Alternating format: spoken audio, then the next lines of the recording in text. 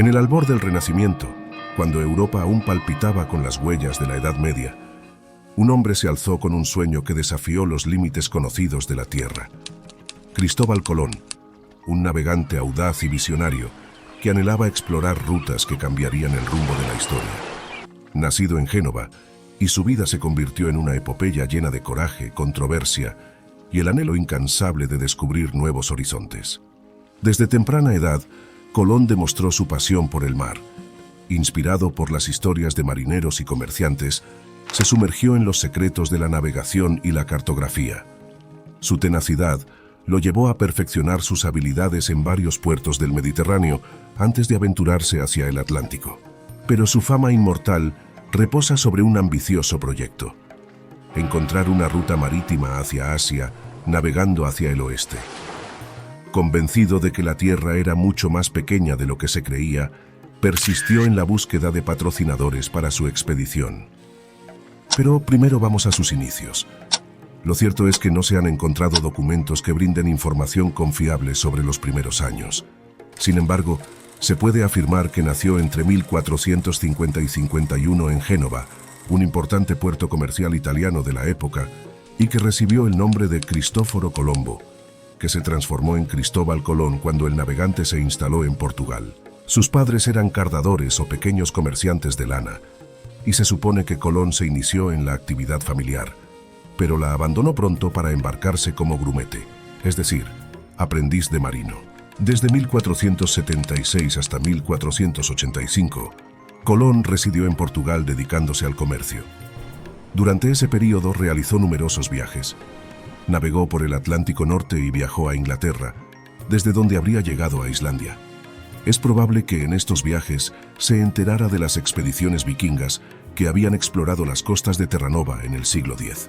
En Portugal, se casó con Felipa Moniz, una mujer de clase alta a través de la cual pudo contactarse con personas vinculadas a la corte.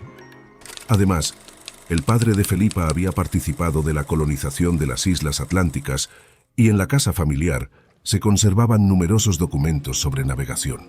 No hay registros de que Colón recibiera una educación formal. Por lo tanto, esa experiencia marinera y los documentos que heredó de su suegro serían la base de sus conocimientos acerca de corrientes marinas, vientos y navegación, trazado de cartas marinas y mapas, entre otros. En el siglo XV, Portugal estaba en la avanzada de las exploraciones ultramarinas. Desde la corte se estimulaban los proyectos de exploración en busca de rutas que permitieran retomar el comercio con Oriente luego de la caída del Imperio Bizantino. En ese contexto, Cristóbal Colón elaboró un proyecto que permitiría llegar a Asia navegando hacia Occidente por el Océano Atlántico. El plan se basaba en varias premisas, algunas ya demostradas como la esfericidad de la Tierra y otras que tenían errores importantes. Su cálculo de la circunferencia era incorrecto, ya que había tomado como referencia una unidad de medida italiana, y las dimensiones obtenidas eran un 25% menores que las reales. Entre 1483 y 1485, Colón presentó su proyecto varias veces al rey de Portugal, pero fue rechazado. Los portugueses se habían concentrado en la exploración de las costas africanas para llegar a la India a través del Océano Índico, y estaban destinando sus recursos a ese objetivo. De modo que, en 1486, decidió presentarlo a los reyes católicos. Las primeras reuniones no fueron auspiciosas. El Real Consejo rechazó varias veces el proyecto, y los reyes tenían todas las energías puestas en la conquista del reino moro de Granada.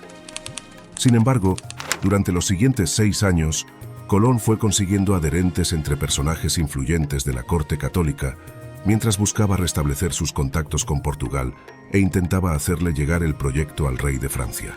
Finalmente, ante el avance portugués en la exploración de nuevas rutas, los reyes Fernando e Isabel decidieron apoyar la expedición y el 17 de abril de 1492 se firmaron las capitulaciones de Santa Fe, que establecieron las condiciones del viaje. Entre otras cláusulas, este documento establecía que Colón recibiría el título de almirante de todas las islas y tierras que descubriera. Este título nobiliario sería hereditario. Sería designado virrey gobernador de todas las tierras que descubriera, y recibiría el 10% de las riquezas encontradas. A partir de la firma de las capitulaciones, comenzó la organización de la expedición. Con el aporte de los vecinos de Palos de la Frontera, se equiparon 2 carabelas, la Pinta y la Niña, pero también la Santa María. El 3 de agosto de 1492, partió la expedición desde el puerto de Palos. Tras 2 meses de navegación, el 12 de octubre, las naves llegaron a las Antillas. Colón llevó un diario de la navegación de este primer viaje, que se conserva gracias a un resumen realizado por Fray Bartolomé de las Casas. En él, además de los datos de la navegación, registró su impresión sobre el territorio al que había arribado y sobre sus habitantes. El 15 de marzo de 1493, regresó a España con las novedades del éxito de la exploración y el descubrimiento de una serie de islas que suponían formaban parte de Asia. Cristóbal Colón realizó 3 viajes más. El segundo entre 1493 y 1496, con objetivo colonizador, partió con 17 naves y más de 1.200 personas. Aunque la mayoría eran soldados, también fueron religiosos, agricultores y artesanos, y se llevaron animales de cría, herramientas y semillas. Fue una expedición marcada por los conflictos con los colonos y por el inicio de la explotación de los aborígenes, que Colón llegó a embarcar para venderlos como esclavos en Europa.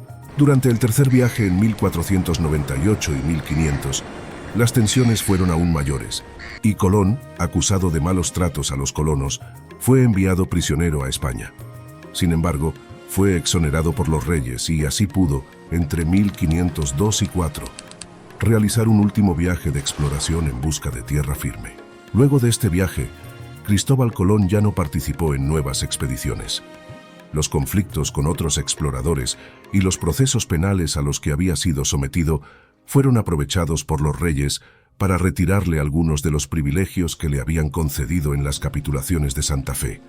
Retirado en Valladolid, falleció el 20 de mayo de 1506. A pesar de los indicios de que las tierras que había descubierto no formaban parte de Asia, Colón se negó a aceptarlo y murió convencido de que había llegado a las Indias. Y así concluye nuestro viaje por la vida y legado de Cristóbal Colón, el intrépido explorador cuyo coraje abrió nuevas puertas hacia lo desconocido. Gracias por acompañarnos en este fascinante viaje por los mares turbulentos y los descubrimientos asombrosos de un hombre cuyo legado perdura en las páginas de la historia. Si disfrutaste este contenido, no olvides darle like, compartirlo y suscribirte para más exploraciones históricas. Nos vemos en nuestro próximo viaje a través del tiempo. ¡Hasta pronto!